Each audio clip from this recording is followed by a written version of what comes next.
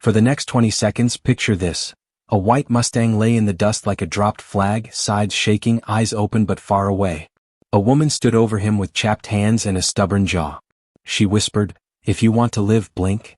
He blinked.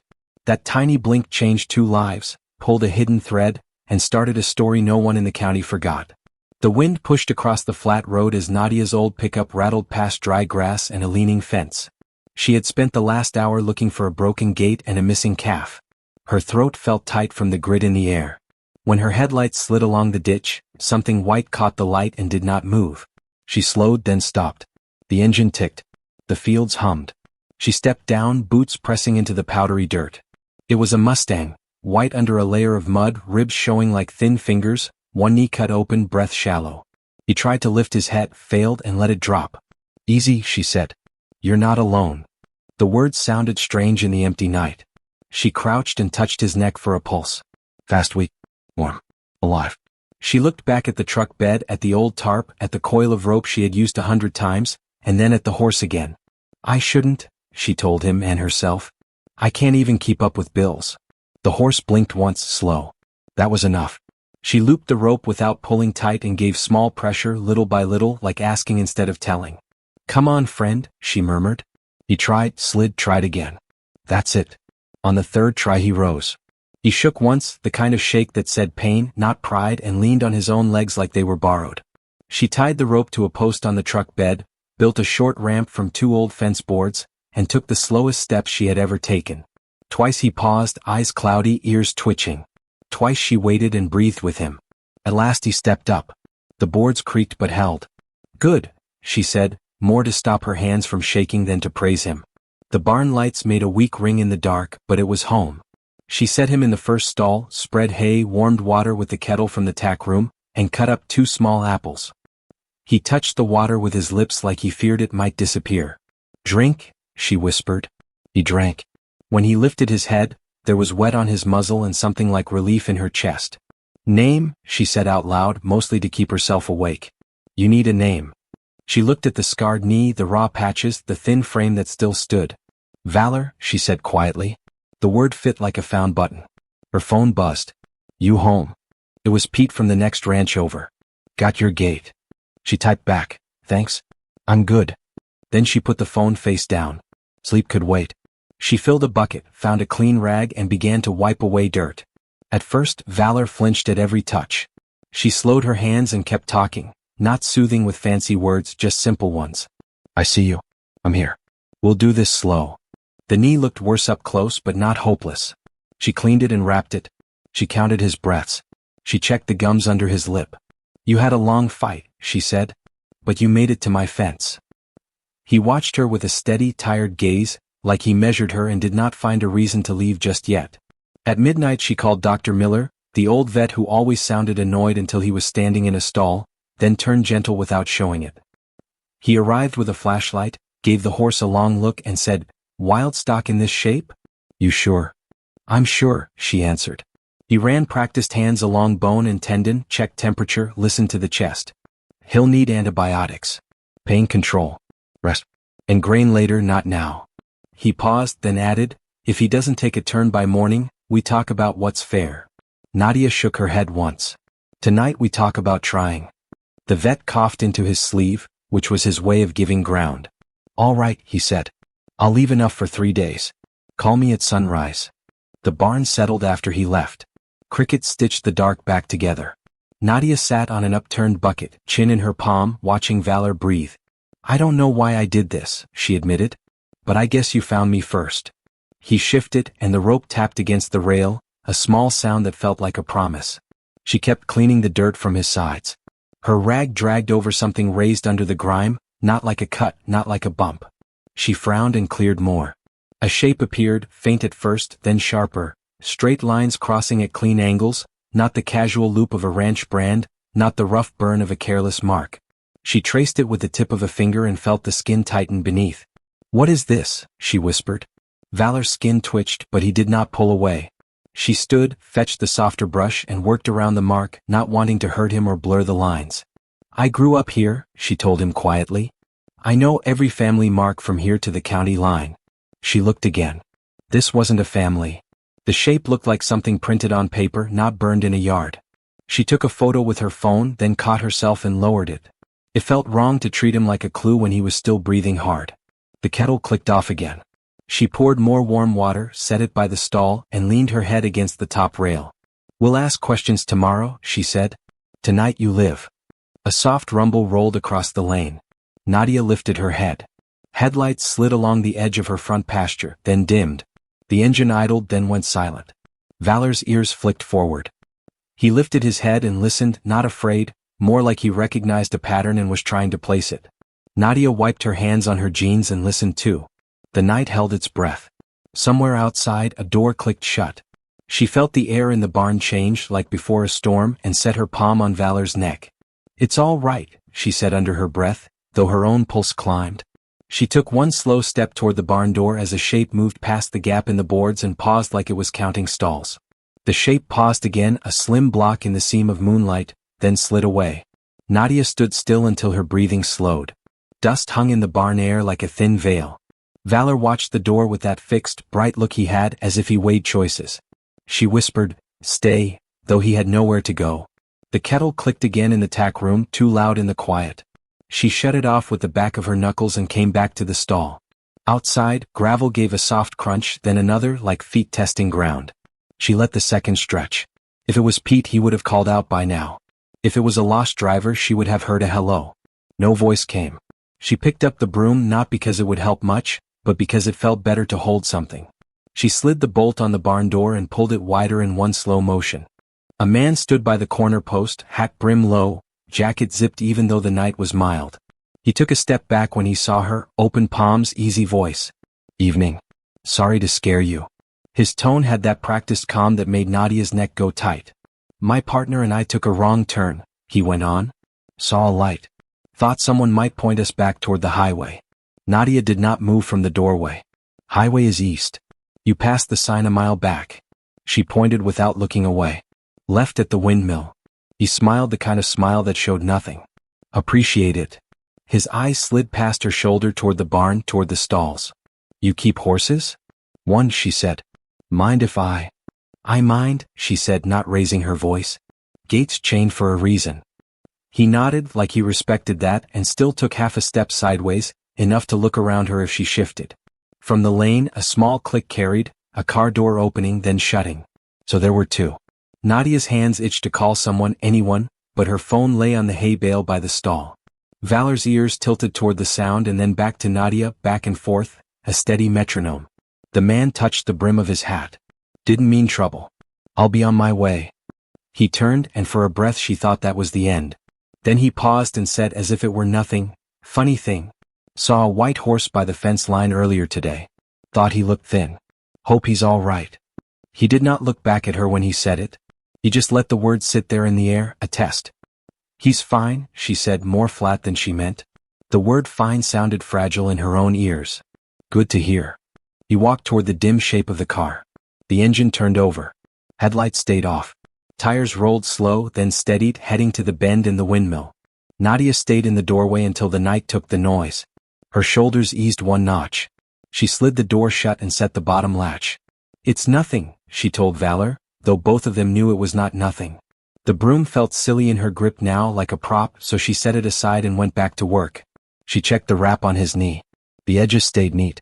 She tested the bucket. Still warm. "You did well," she said, and meant it for both of them. Her phone buzzed on the hay bale, screen lighting her hand. A text from a number she didn't have saved. "Is the animal stable? We can assist if needed." No name. No hello. No signature. She stared at the words until the screen dimmed and then brightened again. Another message followed. "Delay can cause harm." Her mouth went dry. She typed, "Who is this?" No dots, no reply. She took a photo of the strange brand and sent it to Pete with, "Seen this mark before?" A few beats later he wrote, "Nope. Why?" She erased 3 starts of answers and sent, "Curious." He sent back a thumbs up and a tractor emoji, which made her huff a small laugh she did not feel. Valor stretched his neck and took a careful mouthful of hay, slow and neat, like someone who remembered hunger too well to rush. She stood close and ran the soft brush along his shoulder. "If they come back, we'll be ready," she said. Ready for what, she did not know. Ready could mean lights on. Could mean a call to Dr. Miller. Could mean simply standing here. Near 2 in the morning, when the barn had gone as quiet as a held breath, a second car moved past on the far road, this one fast, this one with its lights on. It did not slow. She let her eyes close for a handful of seconds at a time, head nodding, then set herself upright each time her chin dipped. Valor dozed standing, his breath a steady push. By the gray edge of dawn, she took the photo again, closer this time, the sharp lines of the mark plain in the new light. She searched on her phone for brands and registries, for local marks, for government livestock tags, for anything shaped like this. Pages loaded slow. She scrolled until the same shapes repeated and none of them matched. Under a forum thread from last year, someone mentioned training batches and trial stock, then argued with strangers over whether it was true. No details, no proof, only hints that made her chest tighten. She typed a message to Dr. Miller. He drank. Wrapped knee. RESP steady. Also found a mark I don't recognize. She added the photo. He replied with a single line that somehow said more than it wrote. Be careful who you ask about that. Noted, she said aloud to no one. Then she added a second text, fingers hovering before she sent. Someone came by asking directions. Said they saw a white horse. The dots danced. Don't open up if you don't know them, he wrote. I'll come by after rounds. The sun lifted a thin coin of light over the pasture, and the barn grew warm by inches. Nadia let Valor's halter down and rubbed the notch where cheek met jaw. He leaned in a little, there and gone, a small trust that steadied something inside her. We'll keep it calm, she promised. No big moves. Step by step. The promise lasted until the crunch of tires returned, sharper this time, like whoever drove had stopped pretending to be lost. A clean white SUV rolled up to the gate, not dusty like local trucks, with a small logo on the door she did not know.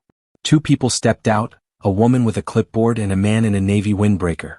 The woman called in a bright, practiced voice that carried too easily, "Morning. We're from Plains Equine Recovery. We had a report of an injured Mustang in this area. We're here to help him. Could we take a quick look?" She smiled, wide, as if the right smile could unlock any door.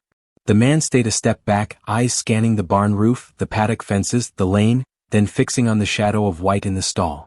Nadia felt Valor shift behind her. She did not turn. She lifted the barn latch but did not open it. Who reported? She asked. The woman glanced at the clipboard, which held a map and a list of addresses. It came through our hotline. Anonymous. These things move fast. Injuries get worse without care. Her voice slowed on the last words, soft but pointed. I have a vet, Nadia said. We work with vets, the woman answered smoothly. We can transport to our facility for full care. No cost to you. No transport, Nadia said. He stays where he is. The woman's smile did not change, but her eyes did, a tiny shift. We'd hate for liability to fall on you if his condition turns, she said. There are forms and there are codes for animals found on private land. We can take the weight off your hands. Nadia thought of the messages, the brand on Valor's side, the man in the hat at midnight. She thought of the way Valor had looked at the door, not in fear but alert, like he knew the difference between a hand that helped and a hand that claimed. She steadied her voice. You can wait by the gate, she said. My vet is on the way. We'll talk when he's here. The man in the windbreaker took a step, not quite forward, not quite back, and said in a tone that sounded kind until you heard the steel under it, It would be better if we saw him now. Behind her, Valor lifted his head, ears pricked hard. Nadia did not look away from the pair at the gate. He's not a file on a clipboard, she said. He's a living thing. He's not going anywhere. The wind moved through the grass like a slow hand. The woman lowered the clipboard an inch, studied Nadia's face, and gave a nod that said this round could end, but the game would not. We'll wait, she said lightly. But time matters with these cases. Nadia let the latch fall back into place and walked the length of the stall, each step even. Valor watched her, the fine skin around his eye tight but steady. She touched his neck and felt his warmth under her palm. We're not done, she told him, and the words were both a warning and a vow. Outside, a radio crackled in the SUV, a brief burst, then silence as if someone somewhere had just been told they had found what they were looking for.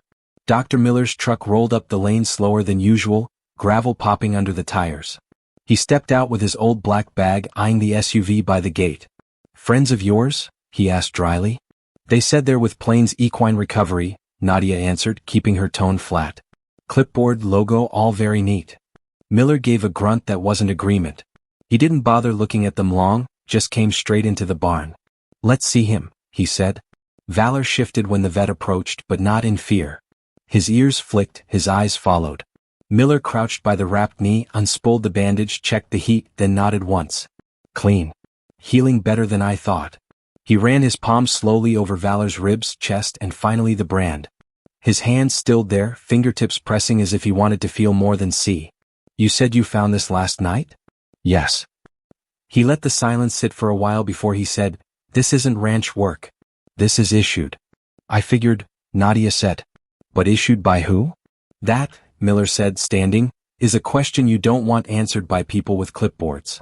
He glanced toward the gate. "They'll dress it in the right words, make it sound like care and recovery, but what they want is not healing." The SUV doors opened.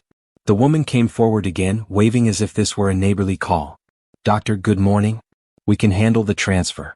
Just need your signature." She held out a form with crisp corners. Miller didn't even take it. "He's under my treatment," he said, voice sharp as a nail.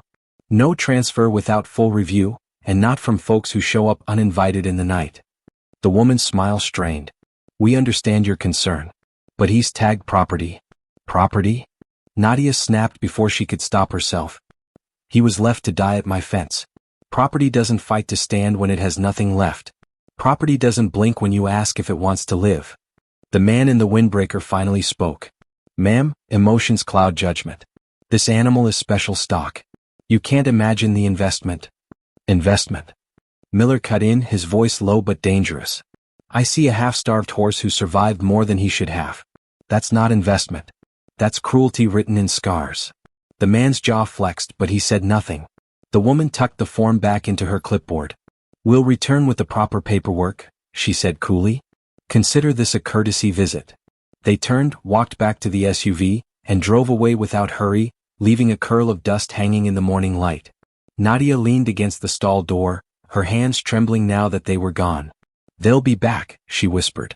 Miller set a hand on her shoulder. "Yes, but you won a round. That matters."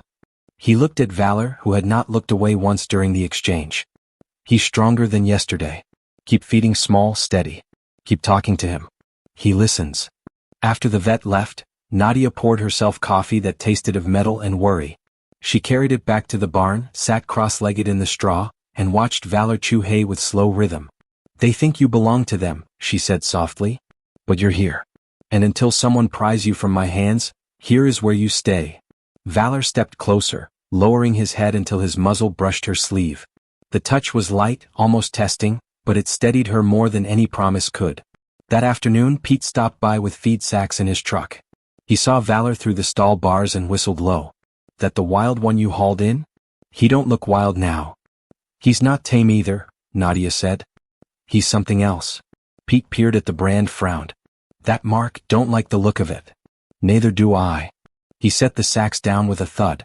"Be careful, Nadia. Sometimes what looks like a gift horse carries teeth you can't see." "Sometimes," she said, meeting his eyes, "but sometimes it carries truth you can't ignore." Pete didn't argue, but his silence was heavy. When he left, he lingered in the lane, looking back once more before driving off. Evening came with pink light bleeding across the fields. Nadia sat with her notebook, sketching the brand over and over, trying to make sense of the lines. Valor shifted in his stall, snorted once, then stilled. She looked up. His ears were pricked to the north, his body taut. A low hum drifted on the wind, engines steady, not hurried. More than one. She rose, the notebook falling shut, and laid her hand on his neck. "They're not finished," she whispered. "And neither are we." The hum grew louder, rolling over the pasture like thunder that refused to break. Nadia stepped out of the barn, hand shielding her eyes. 3 black trucks crawled down the dirt road, their bodies clean in a way local vehicles never were, tires chewing the gravel with heavy patience. They stopped short of the gate, engines rumbling low. Men climbed out, jackets zipped, boots too new for ranch work. They didn't shout, didn't wave. They simply stood as though the land already belonged to them. One man stepped forward, the same windbreaker she'd seen before. His voice carried calm authority like a school principal calling roll. "Miss Carter," he said. "We'll keep this simple. You have something that belongs to us. We're here to collect." Nadia held the barn door edge, fingers pressing so hard the wood cut into her skin. "He's not yours," she answered. "Not anyone's." The man tilted his head. That horse isn't what you think. He was bred under federal contract, part of a program you couldn't begin to understand. He's classified property. By holding him, you put yourself at risk. Valor stamped inside the stall, the sound sharp. His ears flicked forward, his whole frame coiled as if ready for a signal. Nadia kept her body square to the men. He isn't property, she said. He's alive. And he chose to keep living here. Another man muttered something she couldn't catch. Windbreaker flicked his fingers in warning, then returned his gaze to her. Miss Carter, think carefully. We could make this official. Warrants. Seizure orders. None of that has to happen if you simply hand him over. Her throat tightened, but her voice stayed steady. You left him to die. I found him. That makes him mine. For a beat, only engines filled the silence. Then Windbreaker smiled faintly, though his eyes never did. You think this is about ownership? No. It's about control. That horse carries work worth more than you can measure. You have no idea what he is. Nadia felt heat rise in her chest. He's Valor. That's enough. From the barn, Valor let out a deep snort, hooves striking wood with a crack. The sound made the men shift, glancing toward the stalls. Something in it wasn't panic, it was defiance. Windbreaker sighed as if weary of explaining. We'll give you tonight. Think on it. Tomorrow we return with papers. After that, this gets difficult. He turned, signaled his men, and they filed back to their trucks with military order. Engine started. Dust kicked up. Within moments, the lane was empty again, though the silence they left behind rang louder than any words. Nadia leaned her forehead against the barn door, breath shaking. Valor's muzzle pressed against the wood from the other side as if answering. She pushed the door open and stepped in. They'll come again, she said, voice breaking just a little. But we'll be ready. She slid into the stall, sitting cross-legged in the straw. Valor lowered his head, letting her run her palm down his scarred neck. They see you as a file, she whispered. I see you as a fighter. Maybe that's why you made it to my fence. Hours later, unable to rest, she opened her laptop on the tack box. Search results glowed pale in the barn. Words surfaced: experimental breeding stock, cognitive trials, high-endurance programs. Buried lines and old reports hinted at horses trained for tasks machines failed at: navigation, problem-solving, memory tests. Then came the last line of one article: most specimens unaccounted for after program's termination. Her stomach dropped. She looked at Valor, standing silent but alert, as though he already knew what she had just read. She whispered, "They're hunting you because you survived." He shifted closer, eyes locked on hers, and for the first time she felt not just trust, but an unspoken promise. Neither of them would walk away the same from what was coming. Outside, the night carried a faint metallic click, like a latch, like steel meeting steel. Nadia's pulse jumped. She closed the laptop and held her breath. Whoever stood in the dark hadn't driven away at all. The click came again, sharper, like a tool working against metal. Nadia eased to her feet, heart thudding. She slid her hand along Valor's shoulder, steadying him as much as herself.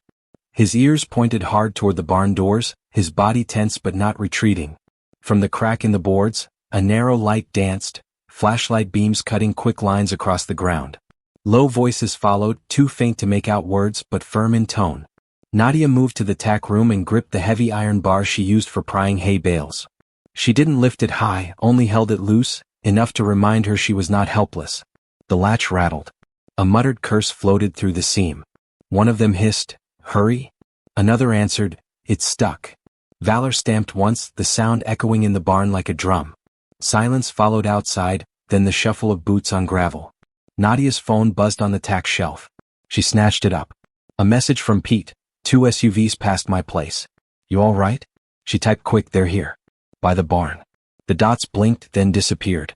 Seconds stretched. Finally his reply: "Stay put. Calling sheriff. Hold them off."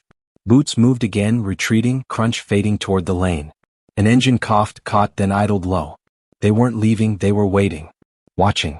Nadia returned to the stall. Valor breathed heavy, nostrils flaring, but his eyes were clear. She laid her forehead against his, whispering, "We'll keep still. Dawn will come. Just hold on." Hours crawled. Every creak of the barn boards, every owl call, every ripple of wind felt magnified. She forced herself to breathe in rhythm with Valor, steady in and out, until exhaustion pulled her to doze against the straw. She woke to headlights slicing through the slats. Not just one beam, many. Red and blue flashed against the barn wall, a sudden wash of color that made her heart leap. Engines idled, then doors slammed in unison. Voices carried now, louder, confident. "Sheriff's office," a voice called. "Step away from the vehicle." Valor shifted, ears twitching. Nadia pressed her hands against his neck, whispering, "It's help this time." But even as relief washed her, she knew the fight was not finished. Through the barn gap she saw the men in jackets, caught in the blaze of floodlights, hands half raised, their tidy calm cracked at last. Deputies ringed them, one barking orders, another pulling open SUV doors. Papers scattered, clipboards fell to the dirt. Nadia sagged against the stall rail, eyes closing just long enough to release the weight she had carried through the night. When she looked again, Valor was watching her, head tilted, eyes steady and bright. "You knew," she whispered. "You knew they wouldn't stop." The sheriff's voice called her name then, asking for her side. She glanced at Valor once more before stepping outside. The men shouted about authority, about contracts and rights, but their words fell flat in the chill dawn. When Nadia returned to the barn after giving her statement, Valor nickered low, a sound rough but warm. She rested her hand against his scarred shoulder. "It's not over," she said, "but today we won." For the first time since she had found him in the ditch, her words did not feel like a gamble. They felt like a beginning. The deputies stayed until the sun cleared the horizon, their lights cutting off one by one as daylight settled over the pasture.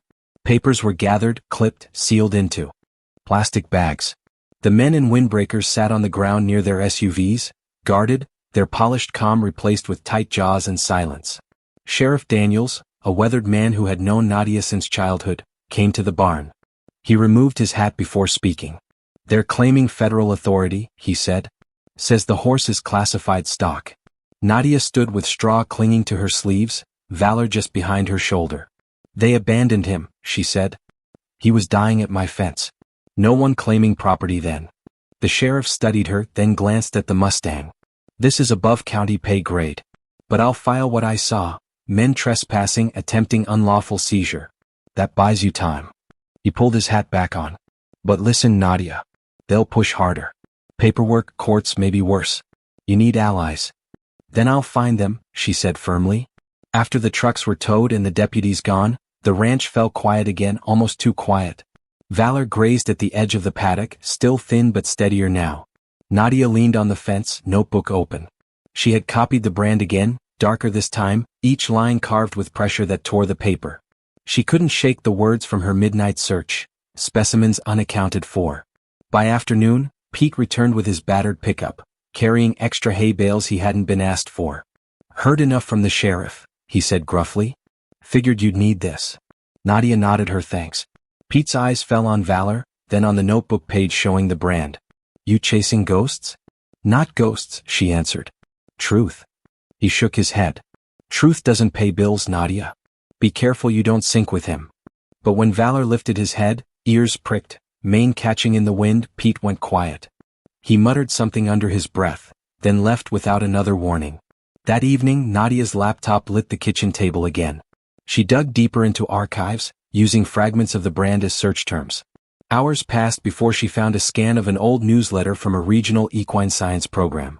Most of it was dull statistics, but one grainy photo caught her breath. A white Mustang with the same brand. The caption read, "Batch 7, Adaptive Cognition Trials." Her hand covered her mouth. Adaptive cognition. Horses meant to think beyond instinct. To solve. To choose. The next morning she led Valor into the small paddock for the first time. He limped at first, then steadied. She set a rail low across the center, expecting him to balk. Instead he stopped, studied it with focused eyes, then stepped cleanly over as though weighing angles. She whispered, "You're not just surviving. You're showing me." That night, as she closed the barn door, headlights flared on the horizon again, but not black trucks this time. A single vehicle, older, dented. It stopped at the gate.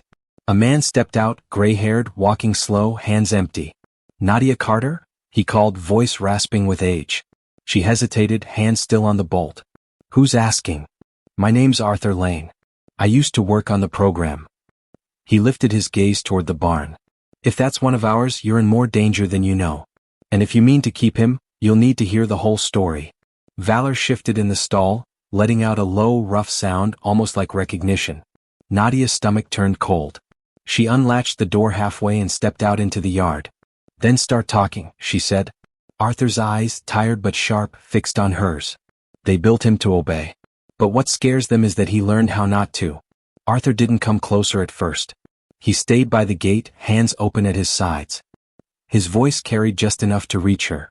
Back then they wanted animals that could do what machines couldn't: move through rough ground, read danger, remember routes. They thought instinct wasn't enough. They wanted calculation. They wanted loyalty on command. Nadia folded her arms, the chill of evening settling through her shirt. So you branded them? Broke them down? Arthur winced, as though the words landed heavier than he expected. Some of us argued. Said you can't push nature that far without breaking it. But the higher-ups, well, they saw numbers, not lives. Valor, if that's what you call him, was one of the few that resisted. He learned, yes. But he chose when to follow, when to stand still. They called it failure. I called it freedom, trying to live. From inside the barn, Valor let out a low, rolling nicker. Arthur's eyes lifted at the sound, and for a moment his face softened. He remembers, he said quietly. We thought they'd erased everything. Nadia tightened her grip on the doorframe. Why come here now? If you knew what they were doing, why stay quiet until they showed up at my gate? Arthur stepped forward, slow, careful, the dust crunching under his boots. Because I left when the program burned down. And I've been waiting for proof one of them made it out. I didn't dare hope until I saw your sheriff's report flagged in the system. She stiffened. So you're watching the same way they are. He nodded once. Yes. But I'm not here to take him. I'm here to tell you, those men won't stop. They'll bury you under paper, then pressure. And if that fails, they'll try shadows again. He paused, his gaze steady. But he isn't just their secret anymore. The moment you stood between them and him, the story changed. You both carry it now. Nadia swallowed hard. Her mind raced with Pete's warnings, the sheriff's half-comforts, the vet's terse advice. Yet looking at Valor, standing tall despite scars, eyes fixed on the night as if he could already sense what lay beyond, she felt the knot in her chest tighten into resolve. What do you expect me to do? She asked. Arthur's shoulders slumped, the weight of years pressing down. Not hand him over. That's enough. But if you want to keep him, you'll need to show the world what he is. They can't claim property once the truth is out in daylight.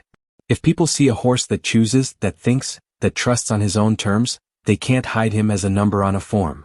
Nadia's breath caught. The idea felt impossible. Her, barely keeping a ranch together, standing against faceless suits with more power than she could imagine. Yet Valor pressed his muzzle against the stall rail at that moment, snorting softly, grounding her. Arthur stepped back toward his truck. I'll leave you what I can, documents, copies. But the rest is up to you. Decide quick. They won't wait long. His engine coughed to life, headlights sweeping the barn once before vanishing down the lane. Nadia stood in the yard long after the dust settled, staring at the horizon. Behind her, Valor pawed the straw, restless but strong. She went to him, laid her forehead against his and whispered, They thought you were a tool. But you're proof of something bigger. If it's a fight, then we fight together. His ears flicked forward, and for a moment it felt like an answer. The next morning, the first letter came in the mail, stamped with an official seal. Immediate surrender of federal asset required. Non-compliance will result in escalation. Nadia crumpled it in her fist, but her resolve didn't falter. Valor wasn't an asset. He was a survivor. And she was done being small.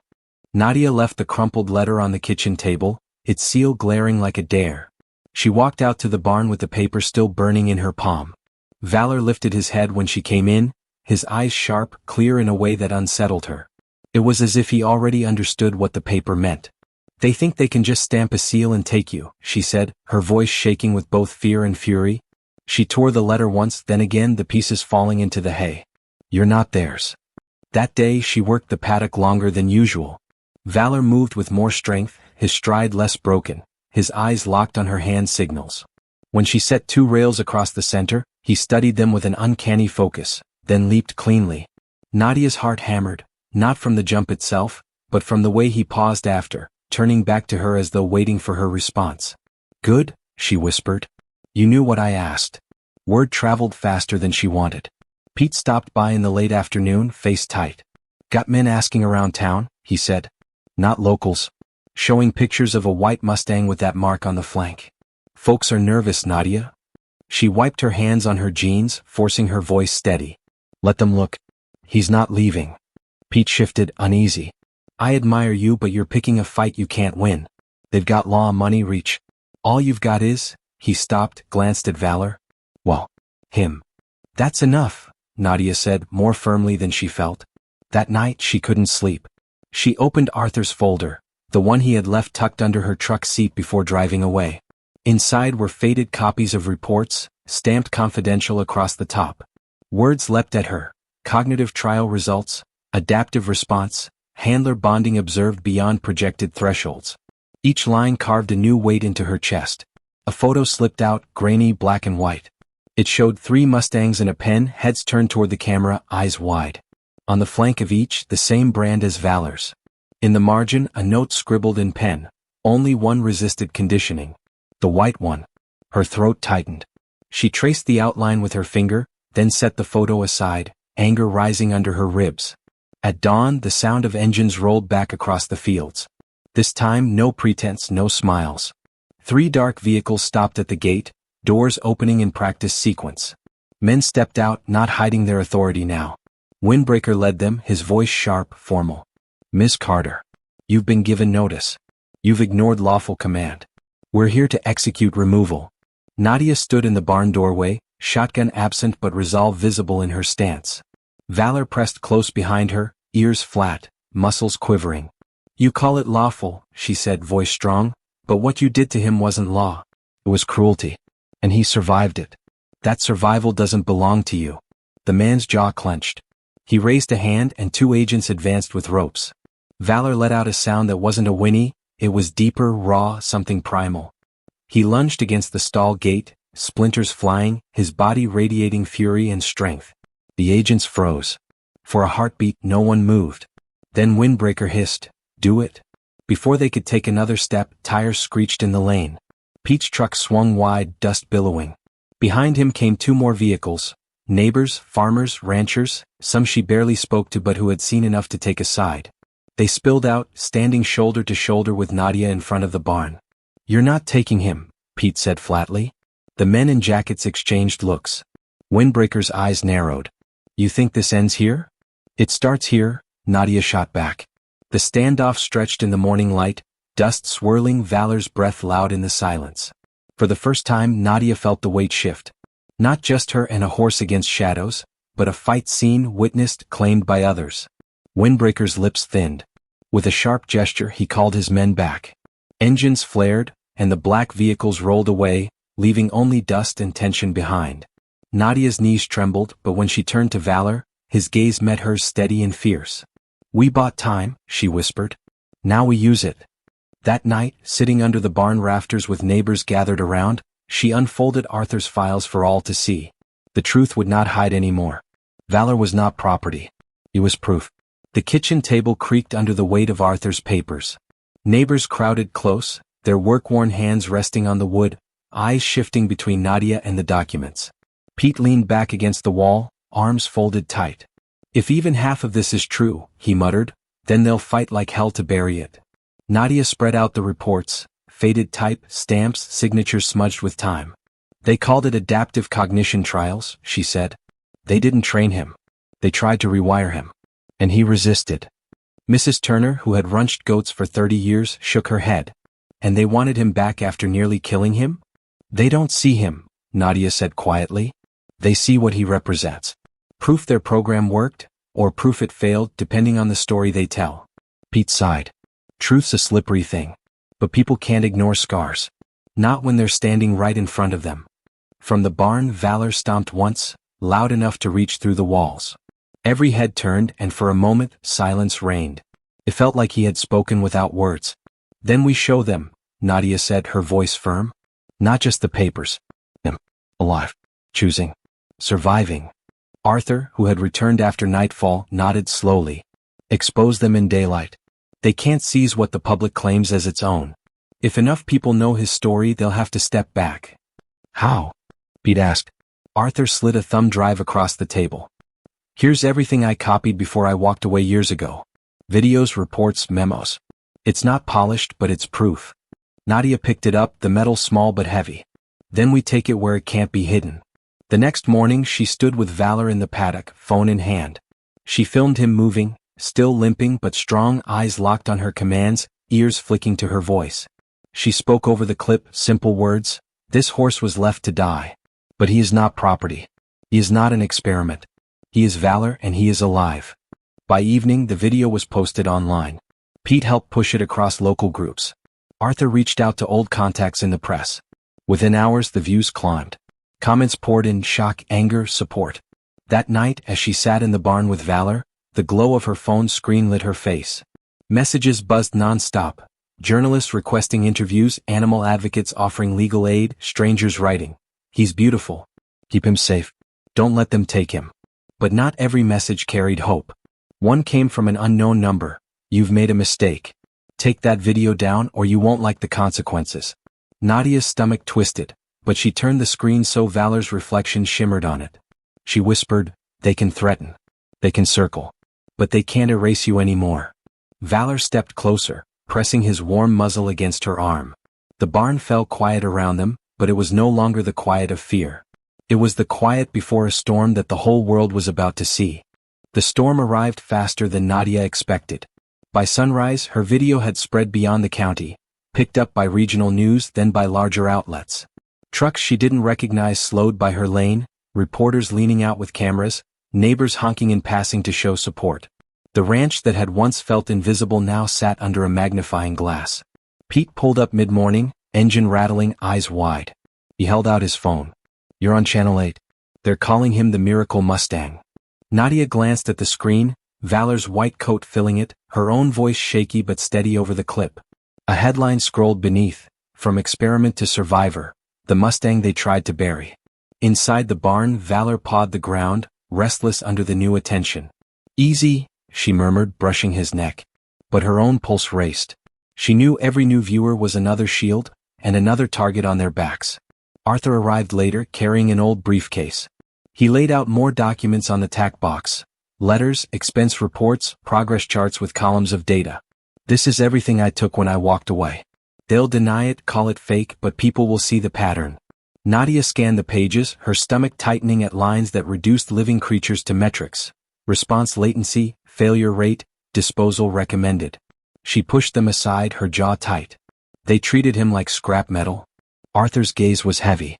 And he proved them wrong. By evening, the first official response arrived. Not men in SUVs, but a polished statement emailed to local newsrooms.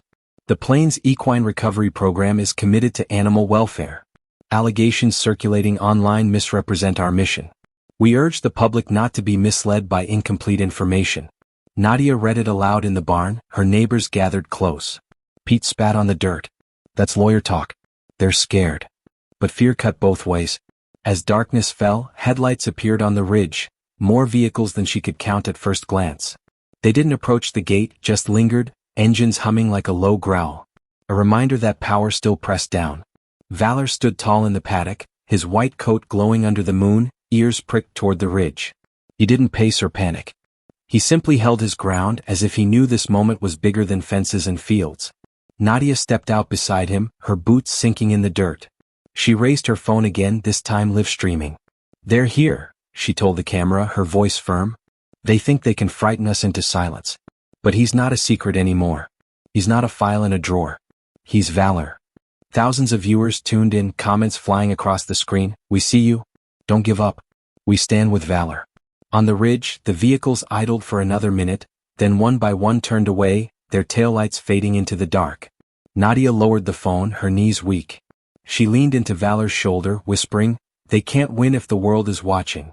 For the first time since she found him at the fence line, hope felt heavier than fear. The next days blurred into a rhythm of noise and resolve. Reporters lined the county road, their vans tilting the ditch grass, cameras aimed toward the ranch. Neighbors brought coffee, pies, even lawn chairs, posting themselves near the gate like quiet guards. What had begun as Nadia and a broken Mustang had turned into something larger, something shared. Valor handled it better than she feared. Each morning she led him into the paddock, letting the cameras see him walk, stretch, even trot a short line. His limp softened with every sunrise, his coat brighter under the brush. When he lifted his head toward the crowd, there was no fear, only alertness, a calm defiance that drew cheers even from strangers. Still, pressure mounted. A second letter arrived, this one heavier in tone. Failure to comply will result in seizure by authorized agents.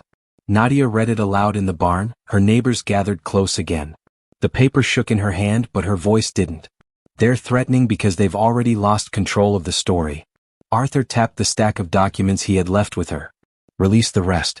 All of it. Don't hold anything back. Once it's public, it can't be erased. That night, Nadia uploaded every file, scans of reports, faded memos, notes about experiments, and the grainy photo of the white Mustang branded with the same mark.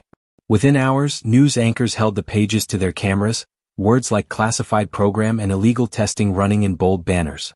The following morning, the governor's office issued a statement. An inquiry will be opened. No removal of the animal until legality is determined. It wasn't safety, but it was time. Pete whistled when he heard. Never thought your little barn would turn into a courtroom. Nadia managed a thin smile. It's not about me. It's about him. That evening, with the fields dipped in gold, she sat in the straw beside Valor. He lowered his head to her lap, the weight warm and trusting. She stroked his scarred neck, speaking softly. They wanted to erase you, but now you're proof they couldn't. Maybe that's what scares them most. Valor exhaled, long and steady, his breath ruffling her sleeve. She closed her eyes, letting that sound root her. From beyond the fence, a child's voice called, "Is that Valor?" A small group of families had gathered, their children pointing, eyes wide. Nadia stood and led the horse closer. He stopped just at the rail, lowering his head so the smallest hand could reach his muzzle. Gasps of wonder rippled, then laughter. In that moment, Nadia understood. Valor was no longer just her fight. He belonged to everyone who believed survival meant something sacred. As the stars pricked the sky, she whispered to him, "They thought you were theirs. But you were always your own. And now you're ours too." The barn light glowed steady, not weak anymore but like a beacon. For the first time in years, Nadia felt her world widen instead of shrink. And Valor, once broken, stood as the proof that even scars could turn into symbols. The morning broke quiet, softer than the days before. No engines on the ridge, no letters in the mailbox, just pale light slipping across the pasture. For the first time, Nadia dared to breathe without bracing. Valor moved stronger now, each step more sure, his body filling out with hay and oats, his coat bright where scars cut through. She led him into the paddock, not for show this time, but for herself. He trotted, head high, tail flagging in the breeze. For a moment, he looked less like a survivor and more like what he was always meant to be, free. Pete leaned on the fence, shaking his head with a grin he couldn't hide. "That horse is turning into a banner," he said. "Kids in town wear pins with his name on them. Someone's painting him on the diner wall." Nadia smiled, brushing a stray hair from her cheek. "Good. Let them see him. Let them remember." Later that day, Arthur returned, moving slower than before but his eyes brighter. He handed Nadia a folded newspaper. The front page carried Valor's photo, bold headline above. "The Mustang that refused to break." "They can't bury this now," Arthur said, voice thick. "You gave him back his story. And maybe, you gave a little piece back to the rest of us who watched it stolen." Nadia traced the print with her finger, then looked at Valor grazing beyond. "I didn't save him," she said softly. "He saved himself.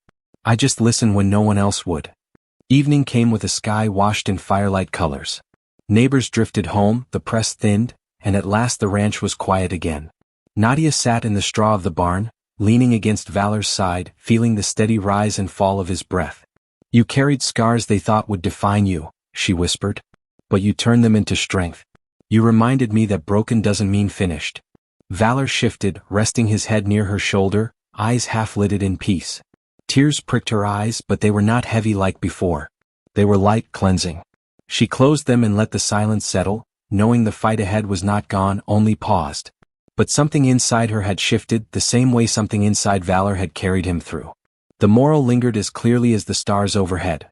Strength is not in being unbroken, but in rising, scarred and steady, and choosing to live anyway.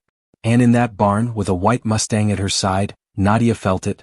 For the first time in years, she too was free. Weeks passed, and the ranch began to feel like a place reborn. Fences mended, hay stacked taller, and neighbors dropped by not with pity but with pride. The sheriff stopped once more, shaking Nadia's hand as he said, "State inquiries opened. Papers are circling desks higher than we'll ever see. Until they settle it, Valor stays yours." His words carried no promises, but they gave space to breathe. Valor's strength returned in ways that startled her. He no longer limped in the mornings. His stride stretched across the paddock with grace, his muscles carrying him as if the past weight had burned away. Yet the brand on his flank remained sharp against the white coat, a mark that would never fade but no longer defined him. One afternoon, children from the school bus clambered to the fence, calling his name.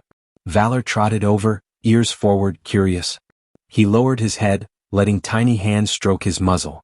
Their laughter rang clear across the field. Nadia stood nearby, her chest tight. This, she thought, is the freedom they couldn't cage. Arthur watched too, leaning on his cane. They wanted obedience, he said, voice quiet. But what they made instead was resilience. And resilience spreads faster than control. Pete chuckled, shaking his head. Never thought a horse would turn this town into a cause. You've given them hope, Nadia. Don't forget what you gave yourself too. That night, under a sky heavy with stars, Nadia sat in the barn again. Valor lay in the straw, his head resting close to her boots. She brushed his mane, her words more to herself than to him. You were never a project. Never a number. You were always a life waiting to be seen. Her mind circled back to the day she found him collapsed by the fence, breath rattling, eyes dim. She thought of the first blink, the silent plea, the choice to stand when everything said fall. That was where it began. Not with her saving him, but with him choosing life and her refusing to look away. As the lantern dimmed, she whispered the truth that had carried them both through. They thought you were broken. But broken things teach us how to fight, how to keep walking. You taught me that. Valor exhaled, a long, steady breath that warmed the straw. His eyes closed, not in weakness but in peace. Nadia leaned back, letting the quiet fold around them. The moral was no longer just words, it was living proof before her. Scars did not end the story, they deepened it. What the world had cast aside as worthless had risen into something extraordinary. And as dawn waited just beyond the horizon, Nadia knew that whatever came next, letters, pressure, battles, she and Valor had already won the greater fight. The choice to stand, scarred but unbowed, and walk forward together. Spring came slow to the plains, the grass greening in patches, the air softening with the promise of rain. Nadia woke earlier now, not because of fear but because habit had carved it into her bones. She carried oats to the barn, her boots crunching on the thawing ground. Valor greeted her with a nicker that rolled through the rafters, ears flicking forward, eyes bright. He had filled out, no longer ribs and shadow but muscle, movement and presence. The world hadn't forgotten him. Reporters still called, letters still arrived, though the tone had changed. Some came from students who had written essays about courage. Others came from veterans who said valor reminded them of brothers who'd endured more than anyone should. One from a child was scrawled in pencil, "If valor can be strong, I can too." Nadia pinned that one to the barn wall. One Saturday, the county fair committee asked her to bring him for exhibition. At first she balked, parading him felt wrong. But Arthur, leaning on his cane, said, "The more they see him, the safer he is. Secrets are easy to steal. Stories told out loud are harder to silence." So she agreed. The fairgrounds buzzed with life, cotton candy, the smell of fried dough, laughter spilling from the rides. When Nadia led Valor through the gate, the crowd hushed, then swelled into cheers. He walked steady, not spooked, head high, mane catching in the sunlight. Children reached through the rails, parents lifted phones, and strangers clapped as though he had won a race. A man near the front shouted, "That's the horse they tried to take." Another yelled back, "And he's still here." The cheers spread, louder, fuller, until it felt like the sound itself was carrying Valor forward. Nadia stroked his neck, whispering, "This is your victory." That night, back at the ranch, she sat on the porch while the sky poured with stars. Pete joined her, setting 2 mugs of coffee on the rail. "You know," he said, "they could still try again. Men like that don't like to lose." "I know," she replied. Her gaze shifted to the barn, where Valor moved in the lamplight, calm and free. But they already lost the one thing they wanted most: control. "He belongs to no one now. Not even me. He's his own." Pete nodded, sipping quietly. "Funny thing is, so are you. Didn't think I'd ever see you stand this tall again." Nadia's chest tightened, but not with grief. With something lighter. Maybe I needed him to remind me. The night deepened, the silence warm instead of heavy. She thought back to the moment she found him in the dust, a broken figure barely breathing. And she thought of now, the world knowing his name, the children writing letters, the crowds cheering. The moral sat with her as clear as the constellations overhead. Survival wasn't about being untouched. It was about refusing to surrender, even when the world told you to fall. Valor's breath drifted through the barn window, steady, certain. Nadia closed her eyes and let it anchor her.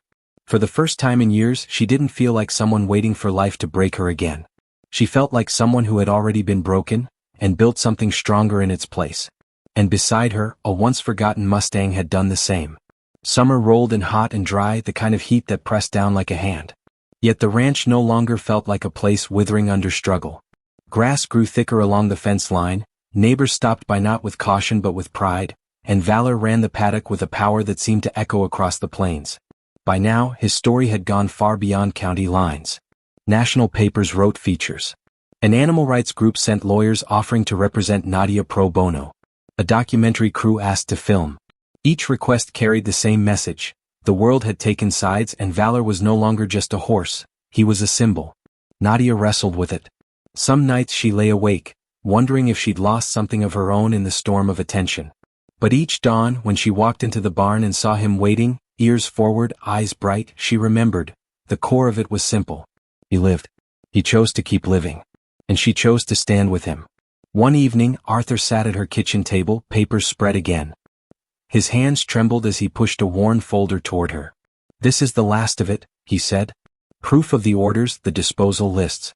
They'll deny, but these signatures, these names, carry weight." Nadia flipped through each page heavy. She paused at one line, Subject 7, terminated. Her eyes burned. They wrote him off as dead. Arthur's voice was gravel. And he walked out anyway. That's what they can't forgive. Later, she carried a lantern to the paddock. Valor lifted his head, his coat glowing in the soft light. She held the folder against her chest. "They tried to erase you," she whispered, "but you wrote yourself back into the world." He stepped closer, pressing his muzzle into her palm, warm and steady.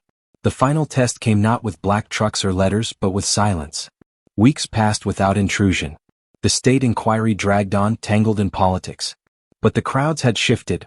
Less media frenzy, more families visiting, schools writing to learn, strangers mailing small donations with notes. For hay. For Valor. For hope. One crisp evening, Nadia opened the paddock gate. Valor trotted out, tail streaming, hooves drumming the earth. He stopped at the ridge, silhouetted against a sky streaked gold and crimson.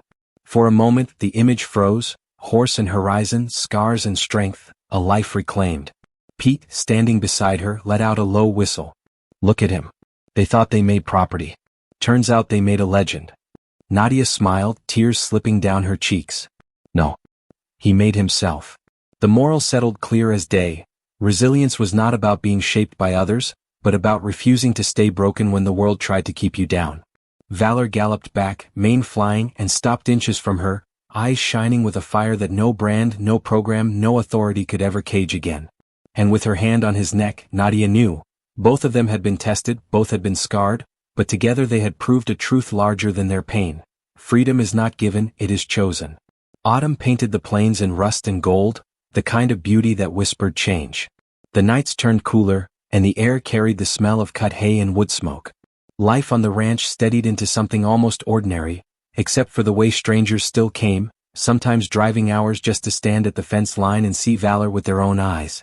Children brought carrots, veterans brought quiet nods, and families left hand-drawn pictures tucked under the barn door. Nadia kept every one, pinning them along the tack room wall until it looked like a shrine. Each drawing, no matter how crooked, said the same thing: he mattered. One Saturday, a letter arrived with no return address, just a single line scrawled inside. "Thank you for showing the world what they tried to hide." Nadia folded it carefully and slid it between the photos of scars and recovery she kept in a box labeled Truth. By now, the inquiry had stalled in endless hearings. Suits and polished shoes debated definitions while outside, real lives kept moving. Arthur shook his head when he told her, "They're buying time. Hoping the world will forget." But the world hadn't. Every time Valor stepped into the paddock, his strength was a reminder. He learned new patterns, circling, stopping on command, even weaving between rails with a sharp focus that made onlookers gasp. "He's not performing," Nadia told the small crowd one evening. "He's deciding. That's the difference." Pete leaned on the fence and muttered, "Never thought I'd see folks clap for a horse like he was giving a speech." But his smile betrayed pride. As leaves began to fall, Nadia found herself thinking less about fear and more about what came after.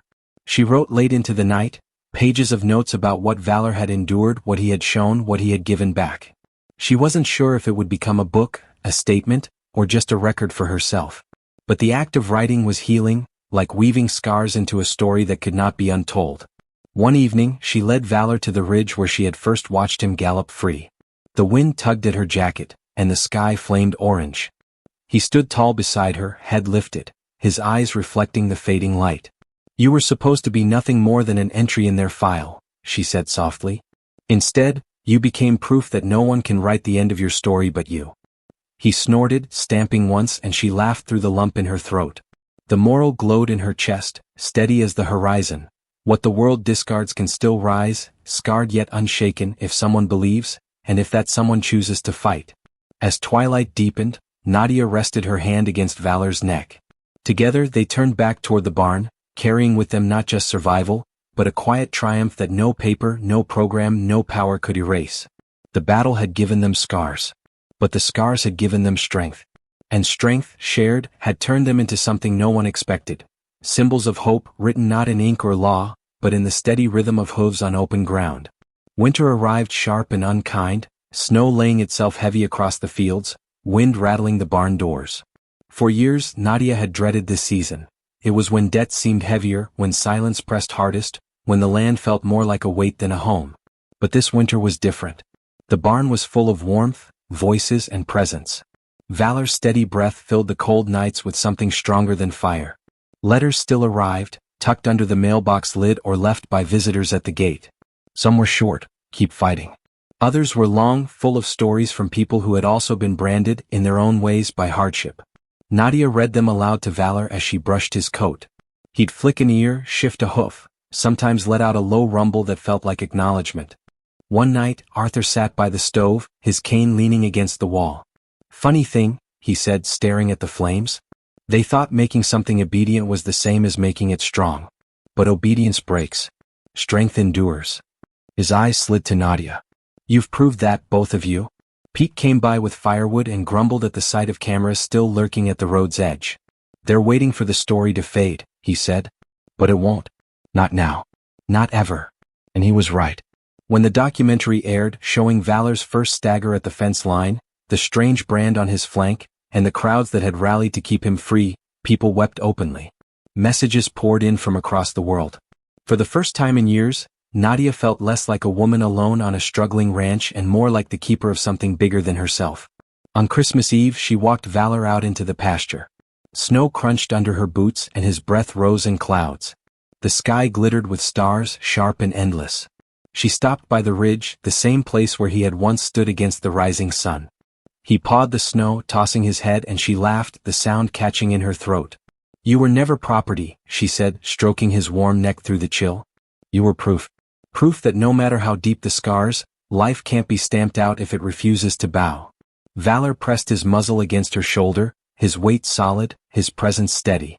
Together, they stood in the stillness of winter, carrying scars that no longer bound them but instead lit the path forward. The moral was as clear as the stars above. Resilience was not about erasing pain, but about transforming it into strength. And the world, once blind to a broken horse and a weary rancher, now saw both for what they were, unbroken, unowned, and unforgettable. And in that silence, Nadia finally understood. They had not just survived, they had rewritten the story, one scar, one choice, one step at a time.